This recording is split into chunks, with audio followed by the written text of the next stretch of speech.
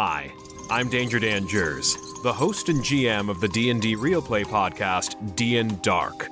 Join us on Wednesdays for an absurd, over-the-top comedy horror adventure, starring some of history's most infamous monsters. I'm Ben Magnet. I play Mary Frankenstein, our barbarian. I am Daniel Cruz. I am playing Imhotep the Mummy, our cleric. I'm Jordan, and I play Larry Talbot, a lycanthropic warlock. I am Grayson, playing Jet Griffin, the Invisible Man, the party's rogue. I am Aaron. I play the Phantom of the Opera, our bard. For more information, go to dndarkpodcast.com and listen to us anywhere you find podcasts. You've read the books. You've learned the rules. You've played the games. And so is your mom. Just making sure you're paying attention. Now, it's time for something completely off base. From the same guys who haven't done anything exciting yet are the Paladins of Podcast, Rob and Potato. Listen in as they talk about all things related to pen and paper games, challenge rules, and go off script. This is the high fantasy commentary you didn't ask for, but your mom did. This is the Epic Table Audio Show. What's up, everybody? It's the Paladins of Podcast, Rob and Potato. How's it going, Rob? Not too bad. I didn't have to work today. Oh, well, I did.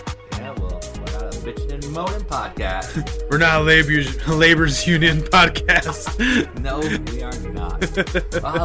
But today, we wanted to talk about kind of some of the things that go through our heads when we're developing our stories in combat. Right. I know that we have talked about world building in the previous episode, and this is sort of an annex to that conversation. Right. And this is more tied into our characters when we build them, Yeah. or... All right. Not just that, though, but also when we develop our story hooks, or when we look at how we're going to develop combat, Right. kind of what goes through our head. And as a quick spoiler, I generally have a soundtrack in my head when I'm thinking of both battles and cinematic story hooks. All right. And then another thing I really wanted to talk about was mundane items. Like your corncob pipes? Yep. All or ponchos. Ponchos. Things that give flavor but are generally overlooked. Right. A good pin could really save your life. Right. I'm sure it could. But I mean, who really goes through, and besides things like camping gear or adventuring gear, really sits down and buys a lot of those mundane items? Yeah, who really looks through the meticulous items instead of just getting the blanket, toolkit? Right. And I remember we had one player who wanted to be a healer of sorts, and she actually went through and purchased every single kit that had to do with healing. Oh. Now, the thing about the kits, though, it gave you a +2 in your skill bonuses. So you had a +2 when using said kit. All right. And honestly, that additional +2 is a benefit. I think that takes it a little bit more out of the mundane items. Yeah, it's not as mundane if it actually helps you. Right. Yeah. But I mean, a sombrero. A sombrero, yeah. Right. Like you That's said. a useless item. Right. Like you said, corncob pipe. I guess we say that because it's still pretty close to Christmas, right? I want a nutcracker. Right. And I mean, so when we generally think about mundane items, and we're talking about, obviously the first thing in our foreheads is Pathfinder, and I would imagine that every single game has mundane items of some sorts. Oh, yeah. And you have your useful ones, obviously, like rope, dagger, grappling hook, your skill tools. Sometimes you need things like chalk and torches, etc. Those are common items. Yep, lockpicks. Right. But what about a small steel mirror? Yeah, why would you want a mirror? Right. Or a crutch. A case of parchment. A case of parchment. Yeah, some photocopy paper. Right. And I mean, these items, I want to know from our audience, what mundane items in your fantasy-based games do you purchase? And I don't want to know about the ones that are useful. I want to know about the ones that you purchase and never use. Like, just on the face value of what the item is, I know for my brother's character Percival, he was a cavalier of the Luck Domain, and he actually had I don't remember what it's called, but it's like a game set. He had like cards and dice with him, and he always wanted to be like, oh well, before I attack, let me roll the dice over here on my saddle so I know who I'm going to attack. Just the luck of the dice, because he's all about luck. Right. And that's one of those things that is useless, but if you have it flavored and themed for your character, it has all the worth as like a ring of resistance. Yeah, absolutely. For sure. Absolutely. And, I mean, there are those things that are... thematic is one thing. Yeah. If you're going along with the story idea, that's one thing. We've already discussed the things that are helpful, but honestly, I'm looking at a small list of mundane items here, and items that, A, I have never purchased in any game whatsoever, or things that are just irrelevant, like soap. Yeah. No one thinks about that. Nope. In a way, it'd be cool to try to be that hardcore, but yet again, it'd be too stressful at the same time. Well, not only that, I mean... You're gonna get dysentery because you didn't get soap. Sure. Absolutely. Not to mention, I mean, soap doesn't have how many uses it has. It's true. You know, how long does a soap last? Theoretically, it's endless. Right. And, I mean, you don't say, oh, I'm going to go take a bath in the river very often. Like, right. People glaze over these things. Yep. And if we look at most settings are fantasy-based, medieval Tolkien fantasies, which we've talked about. I'm going to stick with soap here for a second. If you're going to get clean, soap is still a luxury item. It really is. In this age. And ultimately, people would just hop in a river or a lake and rub dirt and sand all over their bodies to essentially exfoliate. Yeah. Make the grit do all the cleaning for you. Yeah. Yep. So, soap really is kind of a useless item. Not to mention everybody walks around in D&D land pretty dirty and gross anyway. Well, yeah, being an adventurer, you don't got time to clean. You gotta hurry up and get that quest done. Yeah, and then ultimately in fact, this is really funny, psychologically, whenever you imagine your characters, they're only dirty and covered in gore in general when it's necessary. Right. Otherwise, they're clean. Right after the dragon fight, you guys are all pristine. Yeah, yep. Absolutely. I mean, obviously, soap is completely useless. If you don't buy soap and you picture yourself clean, you don't need soap in the game. Exactly. Now, I know the wizard and the sorceress. I don't know what other class has it, but they have the spell Prestidigitation. Yeah. Prestidigitation is definitely your soap. It cleans you right up. Yeah. You know, yeah. So you don't need soap. You already got a spell. Absolutely. A cantrip at that. Right, absolutely. And what about underwater pens? In Pathfinder, is an underwater pen. Is that useful or is that useless? I'm hoping my silence tells you that it's useless. I mean, an underwater pen. Yeah, underwater pen. There's also underwater parchment. I mean, obviously, if you have an underwater pen, you need underwater parchment. What came first, though? This is the real question here. We're going to sidetrack this whole thing. We need to find answers. So, Paizo? Yeah, actually, I think that's a good question. I know that when the Inner Sea guides came out, and the Inner Sea worlds and whatnot, it was very, essentially, both pirate and water driven.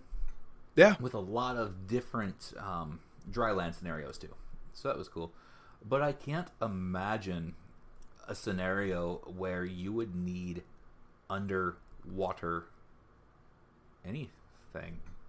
Yeah, I feel underwater gear would be geared for if you're doing an underwater exclusive campaign. Maybe even you're playing as like underwater based races, like the Tritons. No, that's D&D, isn't it? I don't remember. You're essentially like a mermaid. Yeah. You know, the Undine, where they're called. I think that's the mermaid dude. I don't remember. Were sharks. Yeah, I'll just be a rare shark. I know, right? But for real. Seriously, I mean. Yeah. So you would think, and I think this is where the gloss over that I was gonna breach into comes into as well. Because also on this list are things like sewing needle and thread.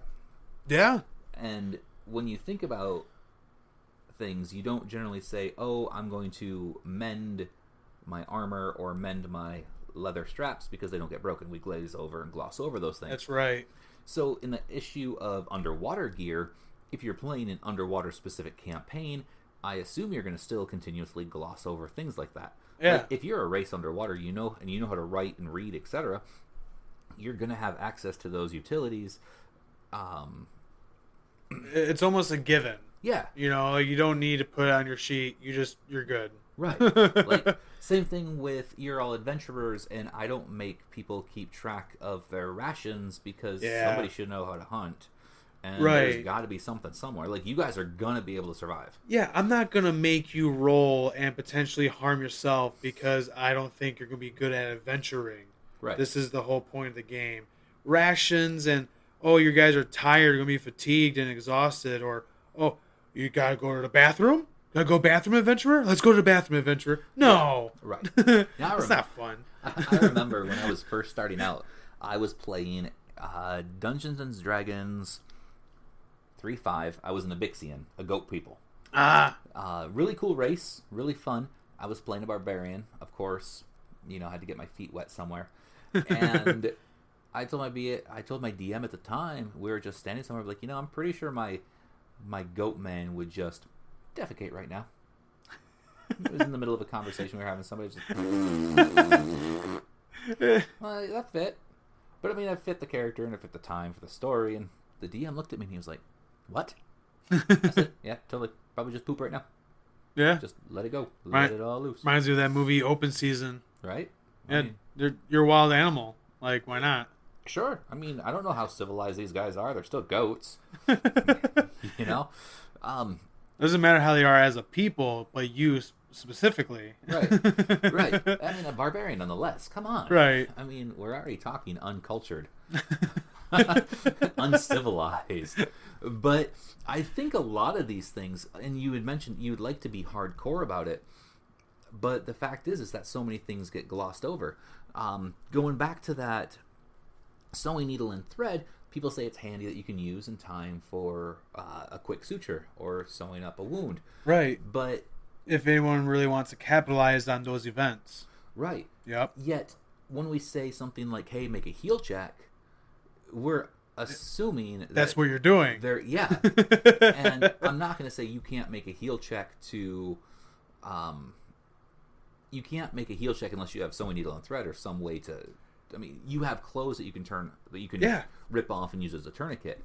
Yeah, adventurers have the ingenuity that us players can't think of on the spot. Right. So it's better to glaze over and just assume they know what they're doing. Right. Come on. And then on top of that, when you look at things like broken items or not just broken, but completely destroyed or partially ruined. Oh, like if someone sunders your sword? Not even quite like that, but if you tear off the sleeve of your shirt to help tourniquet somebody, you think, well, they're going to just replace it. They're not going to mend it. They're just going to replace it when they get to the next city or village or whatever. It's unconsequential. Yeah, absolutely. And if it's non-consequential, you don't really consider it. Right. I think mundane items are there for flavor, because if you read a rule book without mundane items, you'd be like, why can't I get soap? Right, like, right. You've never wanted soap in any game you've ever played, and now that it's not in the book, you want soap? That's just psychology 101. I think so. I think that's really... Now, what about if you had like plated armor? Okay. And you wanted to take off a pauldron to help out somebody else patch up something on their armor or something. Would you penalize the armor bonus from the armor being like disassembled a little bit? Or would you just glaze over that as well? I think I would. I think it depends, actually. I think if they were to remove their pauldron, for example, and give it to somebody else, I would say that the person that they gave it to, let's say somebody needed a little bit more armor coverage. Right. Or whatever. But it didn't come from the same type of suit of armor. So I would end up probably ruling they don't get an additional benefit for it. But there's possibly a potential that the armor it came from needs it for everything to stay together. So instead of taking from the armor bonus, I could say it may gain like a broken condition where it's not going to last as long if something really happens to it. Easier to break, easier to sunder. What about check penalties? Because they're missing a pauldron? Right. Would you lessen it because now you're a bit more mobile? No. Yeah. No. I mean, again, glaze over that just because it's easy. We're talking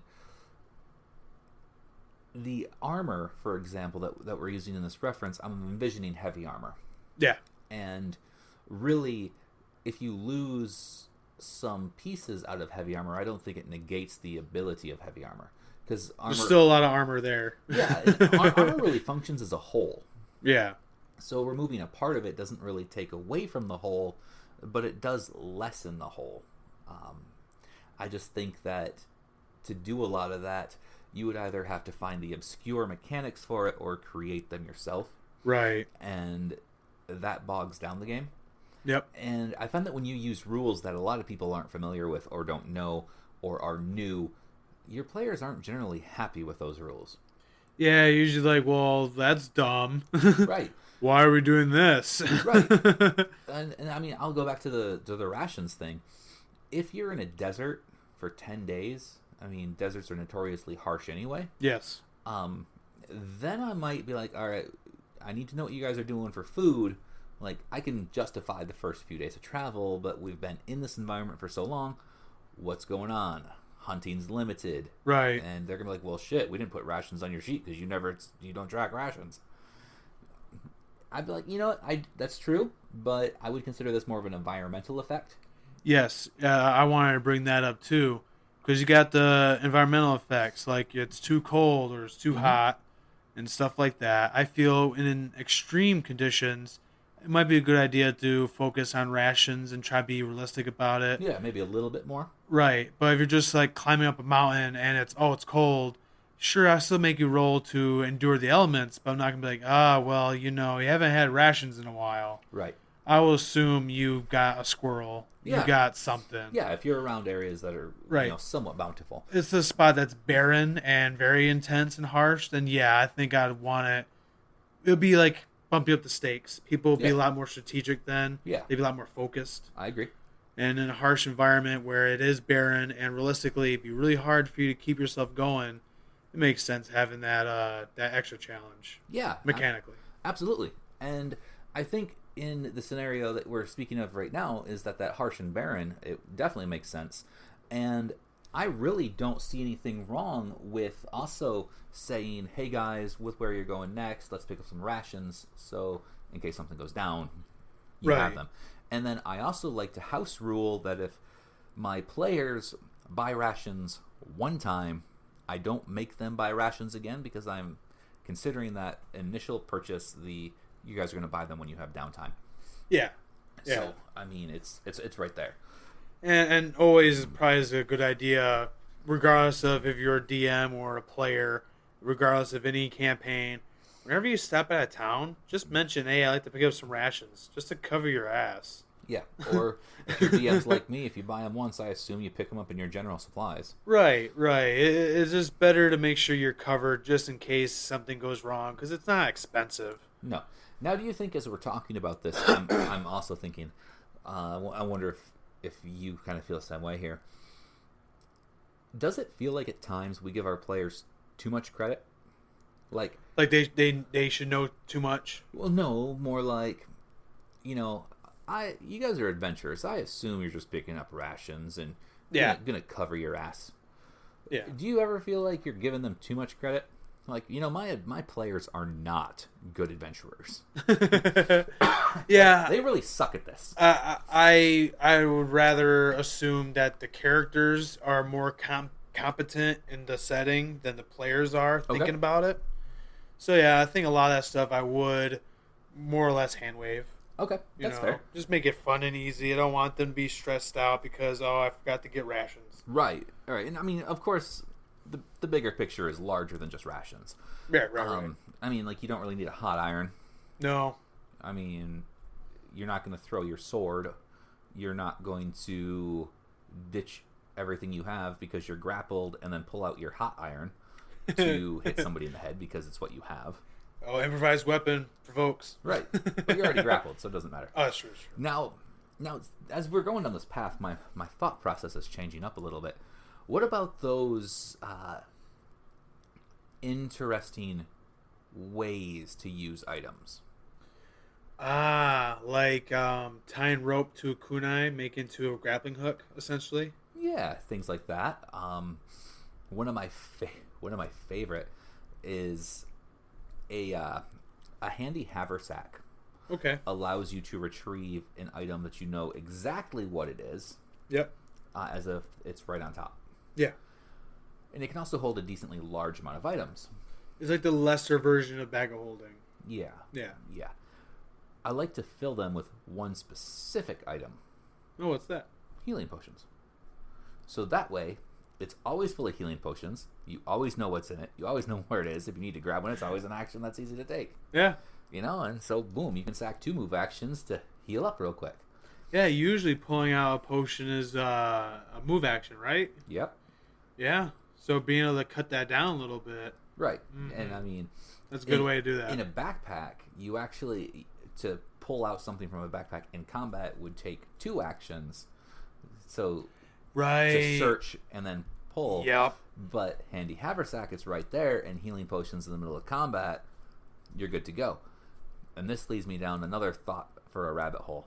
And that's encumbrance. I never do that. I never think about, oh, what load are you carrying? I never do that. So neither do I. I do not make my players worry about encumbrance. But realistically, let's think about this as realistically as possible. Yep.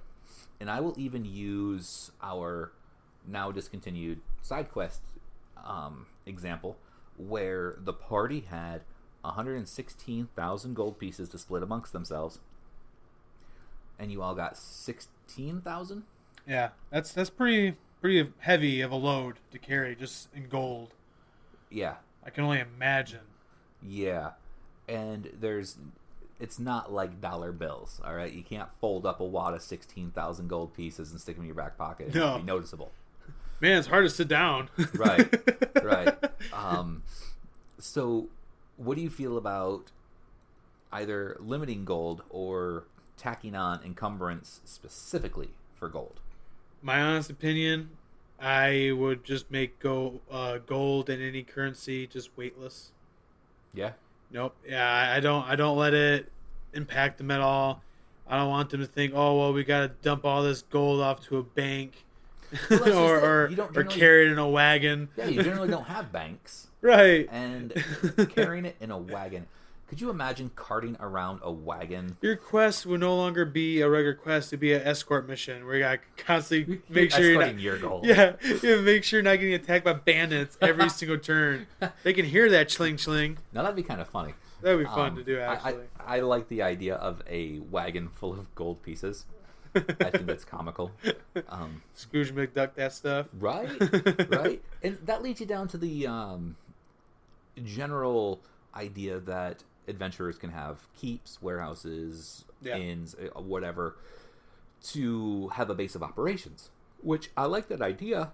Same here. But, I mean, let's say your base of operations is in town A, but if you don't get back to town A for a long time, you know, a lot can happen. Yeah. So, I don't know. I think the weightless thing, that's generally how I roll. I don't see anything wrong with my players carrying around 700,000 gold pieces. In fact, if they have earned it. If they have a whole bunch of it, it's pretty easy for somebody to snatch it at some point. You know, how big of a coin purse do these guys have? They're carrying it on their backs. Right, like Santa Claus. Like Santa Claus.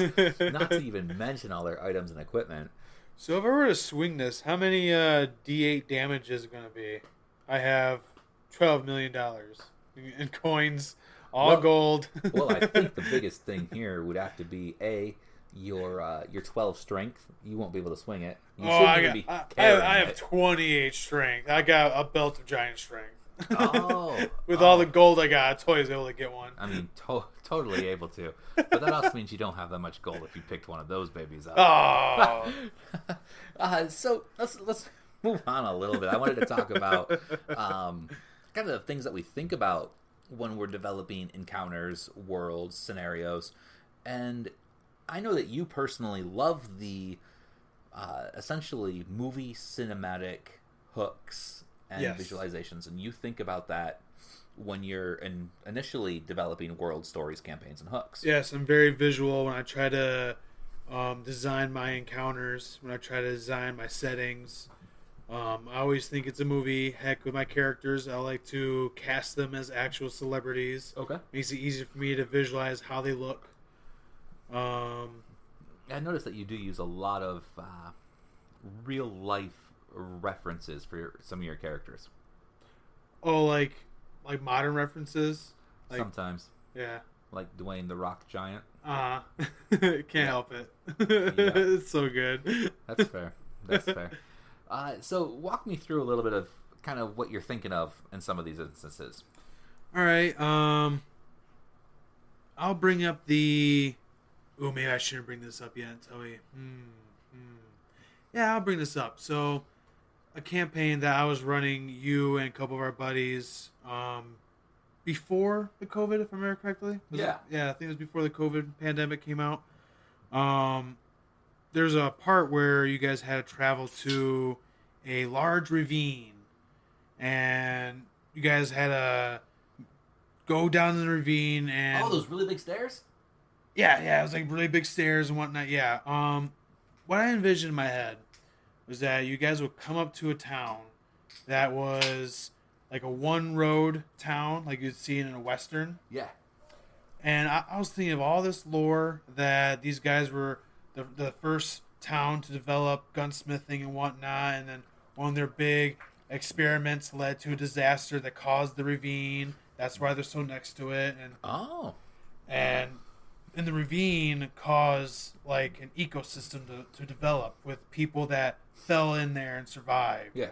And a lot of these people were giants, and among those were other creatures like gnolls and troglodytes. Some of them were goblins, I think, if I remember correctly. And I was developing this whole scenario of how these guys would survive down in this ravine that's so deep and so steep that you really couldn't climb yourself back out. And primitive in their technologies to where they couldn't figure out how to dig their way out either. So they just kind of set up shop. You know, you got these huge giant-sized steps that leads down to their town and stuff. Well, I wanted a counter before you guys got to ravine, because we had a very good RP session in that session. So with all that RP, I really wanted to kind of end it with a fight. Top of my head, I'm like, well, what's going to be over here? This kind of deserty, savannah-ish area. Very, what would you call it? Very Texan. very, very, very Wild Wild West. I remember that feeling. It didn't last, but it started off that way.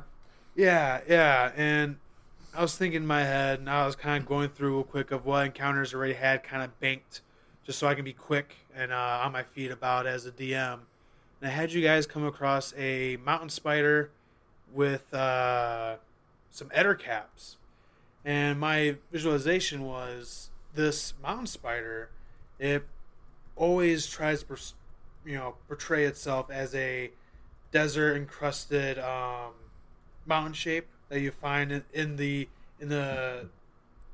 mesa. Is that the right biome I'm talking about here? The mesa, like the wind eroded pillars and whatnot you would see down there. Wanted to look like that, and you guys spooked it. It came out, tried attacking you. You guys decimated it so quickly, and I ended up not even having the eder caps attack because I felt this was good enough to set the stage and make you guys want to go down the ravine. It kind of worked out in that sense. Mm-hmm. I didn't want you guys to go looking around the ravine and looking what's over here, what's over there. I wanted you guys to get down. After you guys fought the spider, you guys were like, yeah, let's hop down here. Mm-hmm. And cinematically, I was definitely imagining, again, Wild Wild West with Will Smith. But instead of the metal spider, it's a big, huge, like, desert sand rock looking spider.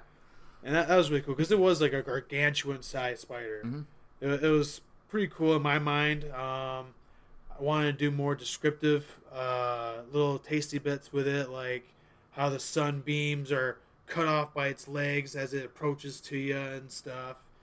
but I really wanted to get that fight as soon as possible. It was getting close to time. We had to clock out early. Yep. So yeah, that's basically it. Very long way to answer the question.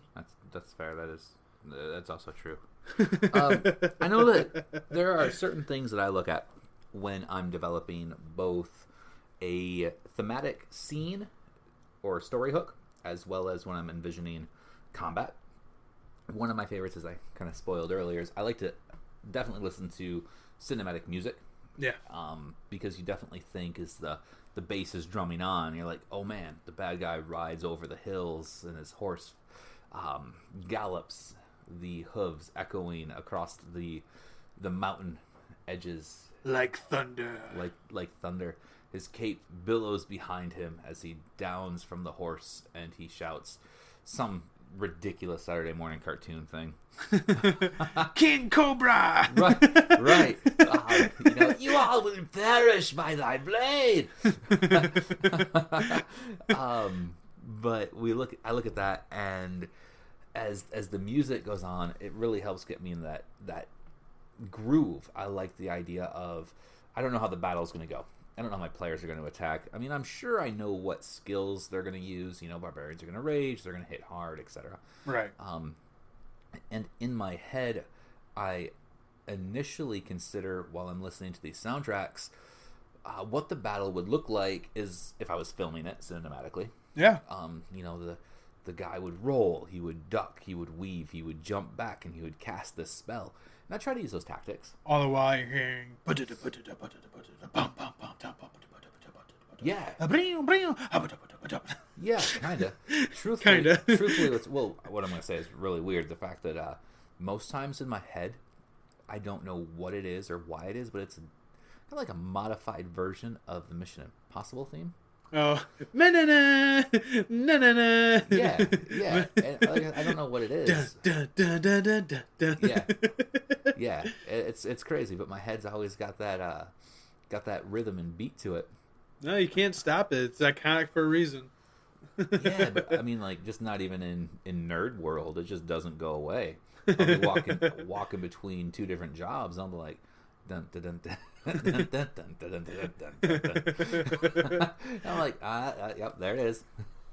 So, yeah, it's the music that really gets me. And I know that we've talked about before references. You pull references out of books, out of movies, video games, etc. And this kind of fills in there because I really pull references off of how music makes me feel. Right. And adrenaline pumping music makes you want to go. And it makes you want to go hard. Go hard. Yeah. And in fact, there was, when I did our first initial Ground Zero run through of our side quest game, I used a sound clip to help get people in the mood, and that was the Bard's music. Yeah. That's what I was thinking Bard music would sound like here, and it set the tone for that particular Bard. And I was thinking the way the music felt, it felt like it would come from this type of character. And when I started thinking about that type of character led to this type of personality quirks. And then as I continued to listen to the music, thinking about those personality quirks, I was like, some of these would probably come from this sort of traumatic background. Oh, absolutely. And really, all of it was developed because of music. Yeah, it's a really good, powerful way to do it. Music really invokes a lot. Yeah, absolutely. And with all the different types of genres, when I do this, I don't listen to music that has words. No. I mean, you need the music, not the lyrics. Yeah. Yep. I think what's really cool is that there are some free resources that have some iconic, familiar music that have the words stripped out. So it's just the instrumentals. Oh, so like not in Compotech? Or is that... Right, by Kevin MacLeod. Yep. Yeah, not that. Not that, okay. I'll do something like, for example, I like some really popular rock artists that have really heavy guitar riffs, really driving bass lines, super heavy double basses, instead of calling out exactly what artists they are. I mean, it's a band of 9, if that helps. There's some kind of not work involved. Yeah, but Something slips. but there are places out there that have music where they strip the vocals and it's all instrumental, and that instrumental music, I use that example because I just had like more of a chaotic scene in my head, and that's the kind of music that fits that scene. Right. So that story I envision due to the music is where I develop my stuff. So yeah, it's one of those things I really enjoy. I love it. Yeah, and I think switching gears one last time, you wanted to talk about something. Yes. So what I want to do, kind of alternate every other episode, is do a monster and character spotlight. So first we're going to do monster spotlight. Next episode we'll be doing a character spotlight. And my idea is to kind of showcase and bring forth some of these monsters and builds that people might not have heard before. Yep. Something that'll kind of help them be inspired as a player and as a DM. Really something to keep the creative juices flowing after you've done listening to our podcast. Sure. You know, it'd be really cool to hear from someone in our Facebook group like, oh yeah, I've heard your episode, love the monster, I'm putting it in my next session, you know? Yeah, absolutely. It'd be super neat. And I think the first monster I like to do for our monster spotlight. Oh, are we going to get one today? Oh, we're doing right now, man. Wonderful. All right, let's hear about it. The Paraton. The Paraton, if I remember correctly, is a bird-like creature, right? Yeah. Similar to a griffin? It's similar to a griffin. Has a body of a stag, hawk wings and talons. Its forelegs is of a deer, but has a head of a wolf with stag antlers sticking out. Imagine that. I am imagining that, and really, it just sounds like the great value manicore or griffin. Oh, yep, it's almost chimeric. Almost. You know, you got this amalgamation of parts, and it sounds cool. It sounds very high fantasy. Yeah. Some amalgamation. Oh, and it needs wings. You know, it's a wolf head. Well, let's give it some deer legs. Why not? Yep. You know, let's give it horns because we all love the jackalope. So let's use the same formula. Right. So, what kind of hind legs does it have? Hind legs is the hawk talons. So hind legs of a hawk. Does it have four a tail? legs of a deer. Ooh, does it have a tail? I would assume it does. Let's look at some images. Yeah, hawk feathers for a tail. Okay, so what we're looking at is a four-legged hawk. Yeah, look at that picture. All right, so our audience can't see this. I'm going to describe it for them. Yeah. Okay, so we have a hawk, and instead of the body and head of the hawk, the upper body is the deer. Yep. With an additional set of legs, also deer, with the wolf head and massive antlers. I mean, the picture looks cool. I like it. It's fun. It looks way more interesting, but at the same time, it looks it looks like we're just making up animals now. Yeah. And Anyhow. the funniest thing is, to my knowledge, the Paraton has been a creature since the first book of D&D. You know what? I believe that. It's an OG monster. I believe that. In fact, I believe that the Paraton itself is actually seen in mythology. Yes, I think it's Slavic. You know what? With the great oracle in front of us, we can find out. Anyway, Great oracle. Tell me a little bit more about. So, in the bestiary for Pathfinder, at least, I don't want to go through the whole menagerie of its stat block. I'll tell you its more prominent features, of course. The Paraton has this great special ability, which is one of the reasons why I wanted it as an encounter as soon as I read it. It's called Horrific Critical. A Paraton's gore attack threatens a critical hit on an 18 or 20. If a Paraton kills a humanoid foe with a critical hit, it can tear out the victim's heart with its wolf-like teeth as a free action. Any creature that witnesses this savage event must make a DC 13 Fortitude save or be shaken for 1 round. And the DC is charisma based. All right, so instantly with that Fortitude save being DC 13. For newer listeners, DC is your difficulty check. Yes. Difficulty class checks. 13 is not super difficult to make, but that says that the Paraton level or challenge rating is probably pretty low. Yes, it is a 4. All right. CR4 encounter. So if you're level 4, you can take it on by yourself easily. Not easily. Should be evenly matched in a slugfest. Should be. Should be evenly matched in a slugfest. Now, I think that's a really neat feature, especially like you had said, because it's such a drawing feature. I can imagine a good way to introduce the Paraton by walking in on it, doing this horrific critical, and you start off having to roll that Fortitude save before you actually get to fight the monster. Yeah, I think it's a good way to introduce it. I think that'd be a fun way to see it. Oh, yeah. Definitely. Now, with the wings, does it have the fly ability? It does have fly.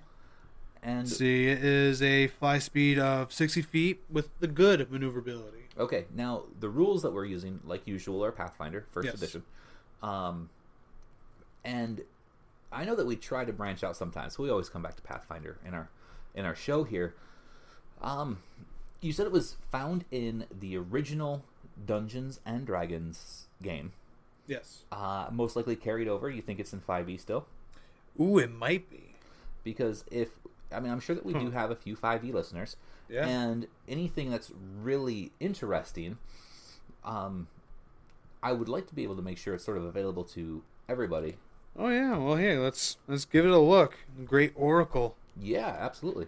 While you're doing that, I'll say that the Paraton here from Wikipedia, I know we can't always trust Wikipedia, but this one seems pretty solid here. It's a mythological hybrid animal combining the physical features of a stag and a bird. Paraton was first named by George Luis Borges in 1957 Book of Imaginary Beings, using a supposedly long-lost medieval manuscript as a source. That's pretty cool. Yeah. So is that it right there in 5e? Yeah. They do have a stat block for 5th edition. It is basically the same. I don't think it has the horrific critical special ability. Well, I think a lot of those game-specific things will stay game-specific. Right. 5e changed a lot of the rules up. 5e Paraton has the special ability called Unnatural Hunger. A Paraton's reproductive cycle depends on the heart of a freshly killed humanoid. So that's kind of along the same vein as horrific critical so far. Mm-hmm. The organ must be consumed by a female Paraton before she can reproduce. That's wild. When a Paraton consumes a heart, its shadow changes for a brief time to reflect its true monstrous form. See, I like the way that sounds. I'd like to carry some of that back into our Pathfinder games. That kind of sounds like it took over another special ability that the Pathfinder Paraton has called Shadow Mark. Shadow Mark in the Pathfinder rule set, Paraton can make a ranged touch attack by flying over a humanoid target. If it hits, its shadow transforms to match the shadow of the creature struck. And once it has established this link, it gains a +2 morale bonus on attack rolls and damage rolls against that target. Oh, wow. So yeah, very, very similar. You got hearts, you got shadows. Yeah, absolutely. That's pretty cool. So, you said it was the critical ability that really drew you kind of to the first initial idea. Yep. And I like the fact that the monster can fly and already has some sort of flyby attack. Yes. Which means that it can fly in, attack, and continue movement. Yep. That is already generally considered devastating because most players are familiar with ground combat. That's right. And keeping things out of reach makes things way more difficult.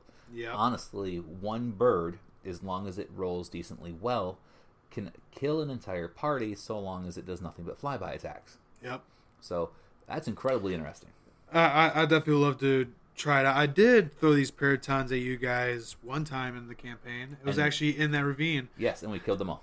Yeah, I threw 8 of them at you guys. And we killed them all. That was just because of bad rolling, I think. I don't remember exactly, but I was so mad. I was driving home, like, all of them dead.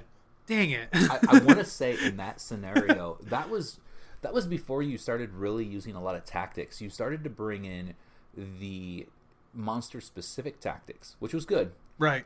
But you didn't really maximize the opponents. I still treated it as if I was a player and I clumped up on you guys instead of making the counter hard that way. Right. That's exactly correct. Right. So, I mean, I was still a greenhorn. That's fine, and that's one of those things that people fall into anyway, just naturally. That's easy to say. My character moves up and we get into a slugfest. Right. You know, we just trade blows, and between action economy and players versus opponents, it's always usually in the player's favor. And that's because if you have 2 level 5 players, you're not gonna throw 20 level 3 opponents at them to overwhelm them unless it's story driven. Anything else about the Paraton? Want to dish out a little bit of the Pathfinder lore? Maybe it's like environment and organization. Well, why don't we talk a little bit about let's start with organization. So paratons are solitary creatures, but they can be as a pair or a flock between 3 and 9. Okay. So that's very on point when it comes to the wolf aspect. That's very wolf-esque. Yep. And 9, we're looking at the idea of 9 CR4s. Yeah. So if you utilize flyby attack frequently, do they have other special abilities in there that make it difficult? Let's see, we got flyby, improve initiative, weapon focus, gore. Mm-hmm. Let's see. They now, got 2 hoof attacks and a gore attack. All right, so if they use... Is gore considered a special attack if both of their hoof attacks connect? Or is that a standalone attack? I think it's a standalone attack. Yeah. Yeah, you can gore and then hit with the 2 hooves without anything else. Okay.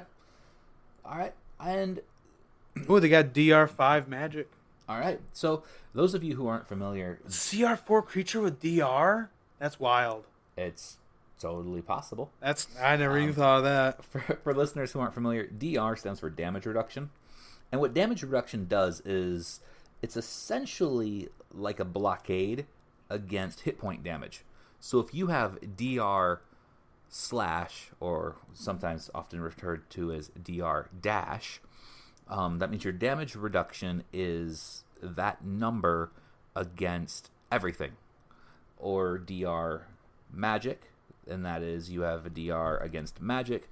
So instantly, if you take 5 points of damage that does not meet the requirements to bypass your damage reduction, and you have a damage reduction of 5, you take 0 points of damage, even though it hits your AC. Yep. And it's just a flesh wound. Right. A flesh wound that did 0 points of damage. Again, like you said, having DR5 on a CR4, that's pretty beefy. But then again, what are we also looking at for his bonuses to hit? Ooh, his bonuses to hit. Let's see. +9 for the gore, and only a +3 for the 2 hooves. So, right now, what I'm thinking in my head is if I was going to roll this as a DM, I'd say, A, he's in the air. He's too far to reach with melee. Always going to fly by attack. Always going to attempt the gore. Yeah. Because he can, and that's going to be his biggest bonus. The gore's and an 18 to 20 to get a crit. Right. So a keen gore, essentially. Yeah, essentially. And then to drive in 9 of them at one time, absolutely, especially at CR4, that should be one hell of a beefy opponent. Now, in the description down at the bottom here, we've talked about the organization of pair, solitary pair, or a flock of 9. Does it have anything about tactics? How do they really fight or do their thing? Let's see. Well, let's read it out. I'm gonna read the whole description. Savage creatures of nightmare. Paratons combine the features of stags, wolves, and great birds of prey. Though vicious beasts, Paratons possess all the intelligence of a human. Paratons hunt any creature weaker than themselves, but prefer humanoid prey, as they particularly relish the taste of such creatures' still beating hearts. Now, can I ask you a question? Yes. It states that they have the intelligence of a human. Yeah. Does that mean that they can also speak? You know what? Let's see here. I don't think they have common language. Oh, they do. They speak common. They speak. That's even more intimidating, to be honest. I don't know. I think I'd rather be savage monsters than start talking smack to you. Well, I think at face value, just about all mythological creatures can speak. They usually do. That's So, definitely correct. That's on par. Right. That tracks. Now, this makes it magical beast. It is a magical beast. Okay. It's what do you call it? It's a racial type. Mm-hmm. Yep. So knowledge arcane would tell you a lot of information that you're about to tell us here. That's true. It's chaotic evil for alignment. Really? It's not neutral. Yep, chaotic evil, my brother. Okay, so it is definitely more of a harbinger of death. Oh yeah, I mean it's all about nightmares in your hearts. Like Sure. That's pretty gross stuff. You're not going to church with that mouth. Hey, you're the one. You're the one that wanted to kind of showcase this thing. I'm the one asking questions. Paratons loathe all other creatures, even their own kind. So And why would they hang out in a pack? I think it has to be like a mutual thing, maybe, or it could be that they're too young to leave the pack. Maybe God, you guys I are don't all know. assholes. Why do I hang out? Yeah. And they're all thinking the same thing. Yeah, they're basically nowadays teenagers just on their phone. I hate you. I hate you. Oh my god. Shut up. He's touching me. You know- I hate you so much. Yeah, I got teenage kids, bro. Dude, no, not touching that one. Strong females sometimes lead small family flocks composed of all of the... messed that up. Strong females sometimes lead small family flocks composed of the alpha female, 2 or 3 weaker females, and up to 6 fledglings. The flock drives off males when they come of age, but females are allowed to join the pack when they mature, provided they swear allegiance to the alpha female. So, kind of some drow vibes. Very, very female driven. Mm-hmm.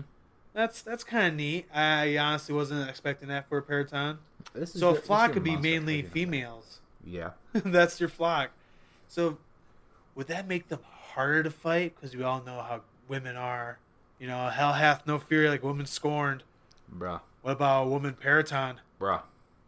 Don't even open that can of worms. Getting attacked by a Paraton is asking for the alimony check. You know what? I think we should just call it there with that one. We're not going down that road, man. Too off colored. Too off color for sure. No, read the room. Let's see. Unpaired males frequently attack such flocks in hope of making off with a mate. Failing that, they approach more peacefully with others of warm humanoid hearts to attract the females. So male paratons. Wow. I'm tired. Mm-hmm. Male paratons would attack the flock, try to get a mate, and if that fails, they'll be like, "Oh, I'm nice now. Here's some more hearts. Please take me in, or please, I want a mate. I got another heart for you. Will you marry me, Paraton lover?" Keeping my mouth shut on this one. Oh, they mate once per year. That's something I don't think that needs to be known, but it's known now. Honestly, I'm really hearing about all this stuff, and it seems like it's such a behind-the-scenes thing for most adventurers. Yeah, no one's going to care about that. I like to investigate the Paraton's lifestyle. Seriously, you're a murder hobo. I noticed this Paraton here has a soccer mom van. What's that about? Dude, I got a soccer mom van. I got hella kids up in that bitch. Yeah, they also lay black eggs. Don't know why black eggs has to be important either. Is there anything else of relevance in this description? No, I'm just reading off the next sentence over and over. That's really all they got for the. I mean, it's because of D20 PSF RD. Maybe they got all the information. So maybe that's a folly on my part. All right. So but the Paratons are still really cool, really rad creatures. If we're gonna grade this, we'll use the A through D. Grade it. Grading system. All right. Where are you gonna put the Paraton? Ooh, Paraton, if I was to grade it, I'll have to give it a C because it is a good challenge for lower level creatures, or lower level adventurers, I mean. It has a lot of neat stuff about it, but it's just not as strong of a creature by itself to pose a real decent challenge for a middle of the campaign encounter. It would be a B just because of flavor, but I'm going to say a C. All right. I would grade it a B. Oh. Because it's CR4 with DR5, magic, fly, a decent maneuverability, and flyby attack, and their plus 11 to gore really allows them to stay out of battle, still deal relatively decent damage on a frequent basis, as well as their ability for their horrifying critical, the initial draw for you there. And even though the DC on horrifying critical is low, you can still fail, and that deals additional conditional issues that only prolong the battle and give them a larger leg up. Yeah, and the horrifying critical, that's only if they kill someone with a crit. Right. And the odds of that being a player, it could happen. Yeah, it could. Absolutely. But if you could also put in some red shirts, that would be making that counter a lot harder. Yeah. So yeah, it's definitely B material. I was thinking more grand scope of all the rest of the bestiary. Okay. You know, I don't know, C plus. That's fair. That's fair. Let's wrap it up here, though. Guys, if you want some Epic Table Games gear, merchandise, or anything to up your gaming experience, check us out online at epictablegames.com. Remember, our forums have been shut down. We've moved everything to the Facebook groups. That's right. You can find us on Facebook, both in groups and our public page at Epic Table Games. Paraton for the win. Later, guys. Epic Table Games. Fairy tales, dragons, tales, quests, knights, roll, knights, fantastical knights, fairy tales, dragons, tales, quests, knights, roll, knights, fantastical knights. Make way for the paladins. Make way for the paladins. Epic Table Games. Make way for the paladins. Make way for the paladins. Epic Table Games. Thank you for listening to the Epic Table audio show with the paladins of the podcast, Rob and Potato. Until next time, stay in touch on Facebook at Epic Table Games and online at epictablegames.com. Yeah. Epic Table Games. Yeah.